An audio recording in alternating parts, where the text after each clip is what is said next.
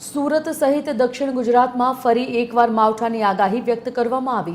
અરબી સમુદ્રમાં cyclonic circulation system સક્રિય થઈ છે।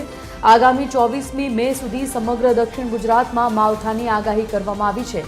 દરિયા કિનારે આવેલા વિસ્તારોમાં પવન સાથે માવઠું થઈ શકે છે અને આગાહીને પગલે સુરત શહેરના તાપમાનમાં ઘટાડો થયો છે। ગઈકાલે સુરત શહેરનું લઘુત્તમ તાપમાન 28 ડિગ્રી નોંધાયું હતું અને તાપમાનમાં ઘટાડો છતાં પણ ગરમી અને બફારો હજી પણ યથાવત છે।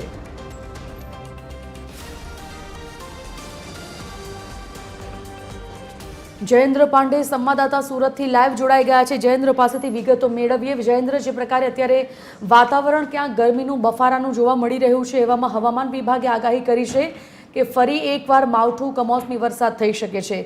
સુરતમાં અત્યારે વાતાવરણ કેવું દેખાઈ રહ્યું છે અને સાથે સુરતમાં વરસાદની શક્યતા કેટલા પ્રમાણમાં?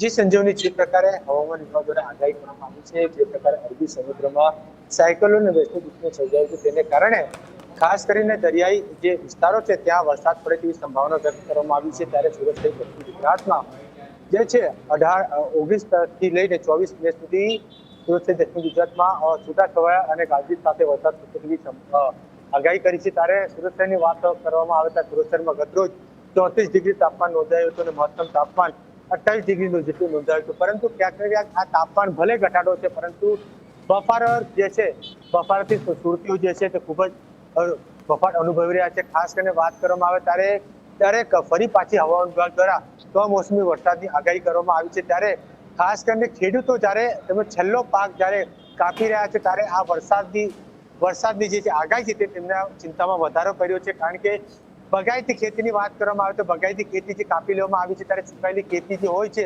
તેમાં જે ચારો જે બચતો હોય છે તે ખાસ કરીને ગાયોને ખવડાવવામાં આવતો હોય છે, તે ભીનો પણ થઈ જતો હોય છે વરસાદના કારણે, એટલે મોટું નુકસાન થાય તેવી ભયભીતિ ખેડૂતોમાં જણાઈ આવે। ત્યારે કમોસમી વરસાદ ફરી પાછી દક્ષિણ ગુજરાતમાં પડશે તેવી આગાહી હવામાન વિભાગ દ્વારા કરવામાં આવી છે। જી સત્ય, જાણકારી બદલ ધન્યવાદ જયેન્દ્ર। તો સુરતમાં અત્યારે તાપમાન 28 ડિગ્રી, પરંતુ ક્યાંક ને ક્યાંક ગરમી અને બફારો જોવા મળી રહ્યો છે। 24મી મે સુધી સમગ્ર દક્ષિણ ગુજરાતમાં માવઠાની આગાહી છે। ત્યારે સુરતમાં પણ અત્યારે વાતાવરણ બદલાઈ રહ્યું છે।